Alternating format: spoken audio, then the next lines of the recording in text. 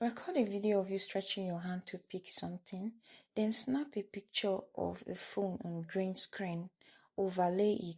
Select Remove Background, choose Chrome and drag it around like that, then increase the intensity so that all the green will be gone. Duplicate that original clip, drag it and overlay it like this until it aligns. On the new overlay, choose Custom Remover and select only the item. Now duplicate this clip again and overlay it. Just when you're about to pick the item, split and delete. Move forward again and look for when your hand is back inside completely. Move forward and delete again. Then drag that second clip until it aligns or you delete it. Now select only your hand and remove background.